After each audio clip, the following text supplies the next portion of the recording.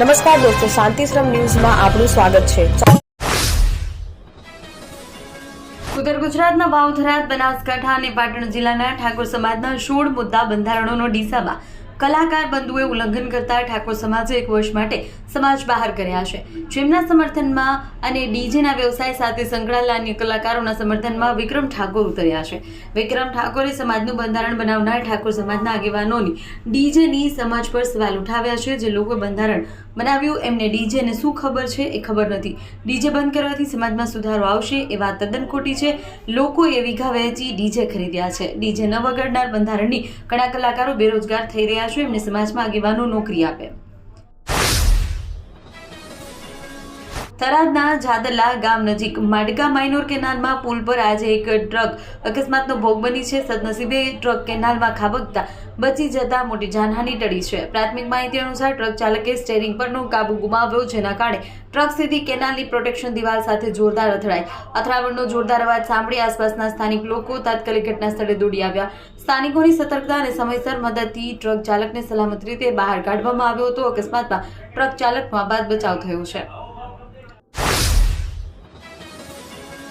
બનાસકાંઠાના કાંકરેજ તાલુકાના મુખ્ય મથક શિહોરી ખાતે પીપળાવાળા વાસમાં સામાજિક પ્રશ્ને મારામારી થઈ ઘટનામાં કુલ 6 વ્યક્તિઓ ઘાયલ થયા છે, જેમને સારવાર માટે હોસ્પિટલ ખસેડવામાં આવ્યા છે।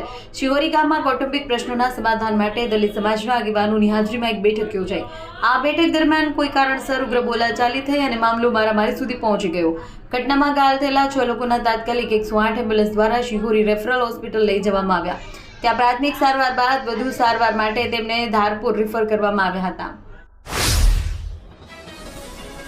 કાંકરેજ તાલુકાના ખીમાણા ગામમાં નેશનલ હાઈવે પર શાકભાજી વેચી મજૂરી કરી ગુજરાન ચલાવતા ગરીબ પરિવારોની આજીવિકા પર સંકટ આવ્યું છે। National highway authority of India દ્વારા દબાણ હટાવવા માટે નોટિસ મળતા પરિવારો સ્વૈચ્છિક રીતે દબાણ ખાલી કરી રહ્યા છે, જેને કારણે તેમની રોજીરોટી છીનવાઈ રહી છે। ખીમાણા ગામમાં હાઈવે પર નાના ધંધા કરતા લોકોને નેશનલ હાઈવે તરફથી નોટિસ મળી છે। આ નોટિસ મળ્યા બાદ તેઓ જાતે જ દબાણ હટાવવાની કામગીરી કરી રહ્યા છે। પરિવારો છેલ્લા 30 વર્ષથી આ જગ્યાએથી પોતાનું ગુજરાન ચલાવી રહ્યા છે અને હવે તેમની રોજીરોટી છીનવાઈ જવાની ભીતિ સેવાઈ રહી છે।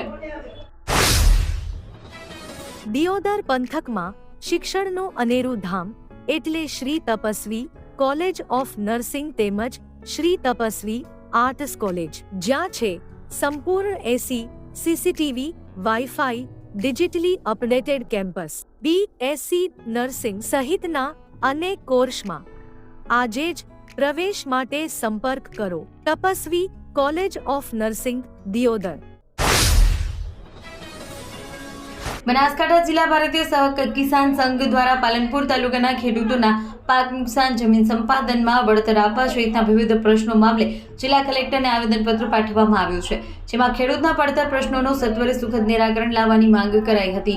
ખેડૂતોના હિત માટે લડત આપતા ભારતીય કિસાન સંઘ બનાસકાંઠા દ્વારા પાલનપુર તાલુકામાં ચોમાસામાં પાક નુકસાનમાં બાકી ખેડૂતોને સત્વરે વળતર ચૂકવવા તેમજ ગ્રામ વિસ્તારોમાં નર્મદાનું પાણી ભરવા, કસરા દાંતીવાડા પાઇપલાઇનનું કામ પૂર્ણ થયેલ હોય તળાવો ભરવાનું ચાલુ રાખવા। ભારતીય જનતા પાર્ટી બનાસકાંઠા જિલ્લા અધ્યક્ષ કીર્તિસિંહ વાઘેલાએ કેન્દ્રીય બજેટ 2024-27ને ભારતને વિકસિત રાષ્ટ્ર બનાવવાનો મજબૂત રોડમેપ ગણાવ્યો છે। તેમણે જણાવ્યું કે આ બજેટ ગરીબી નિવારણ, રોજગાર સર્જન, મજબૂત ઇન્ફ્રાસ્ટ્રક્ચર્સ દ્વારા દેશના સર્વાંગી વિકાસનું સ્પષ્ટ ચિત્ર રજૂ કર્યું છે। માનનીય કેન્દ્રીય નાણામંત્રી નિર્મલા સીતારામન દ્વારા સંસદમાં રજૂ કરાયેલું આ સ્વતંત્ર ભારતનું 80મું કેન્દ્રીય બજેટ છે। આ બજેટને દેશને વિકસિત ભારત @ 2047ના લક્ષ્ય તરફ આગળ લઈ જતું જન કેન્દ્રિત અને સર્વાંગી વિકાસ લક્ષી છે।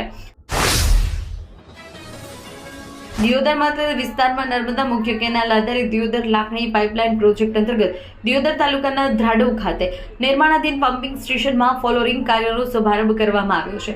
દિયોદર ધારાસભ્ય કેસાજી ચૌહાણના હસ્તે કાર્યનો પ્રારંભ કરાયો।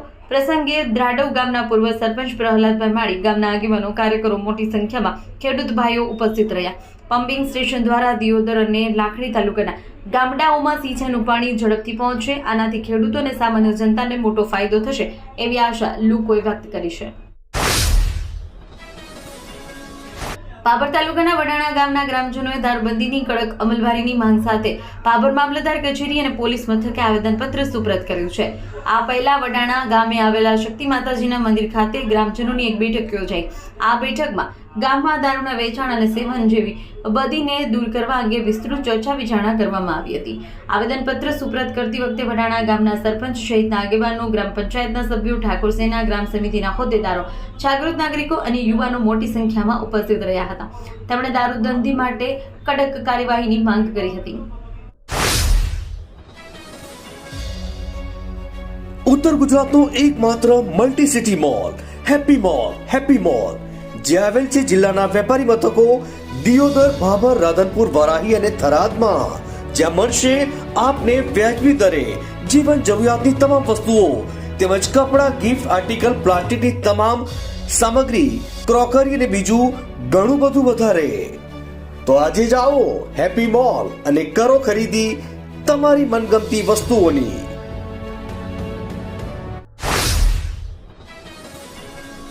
પાટણના રાધનપુર વોર્ડ નંબર 1 ઠાકોરવાસમાં રખડતા ઢોરે એક યુવકને અડફેટે લીધો હતો. આ ઘટનામાં યુવકને ગંભીર ઇજાઓ થતા તેને સારવાર માટે હોસ્પિટલ ખસેડવામાં આવ્યો છે. યુવકને તેના ઘરની બહાર બેઠો હતો ત્યારે રખડતા ઢોરે ફંગોળ્યો. યુવકના માથા અને પગના સાથળના ભાગે ગંભીર ઇજાઓ થઈ, જેને કારણે તેને 7 જેટલા ટાંકા આવ્યા હતા. ડીસા તાલુકાના કંસારી અને ગલાલપુરા પંથકમાં ખેતર વિસ્તારોમાં છેલ્લા કેટલાક સમયથી એક શિકારી જંગલી કૂતરો જોવા મળ્યો. આ ઘટનાને પગલે સ્થાનિકોમાં ભયનો માહોલ છે અને વન વિભાગ હરકતમાં આવ્યું છે. જંગલી કૂતરો પાલતુ પશુઓ જેવો કે ગાય, ભેંસ, બકરા પર હુમલો કરી ઈજા પહોંચાડી શકે છે.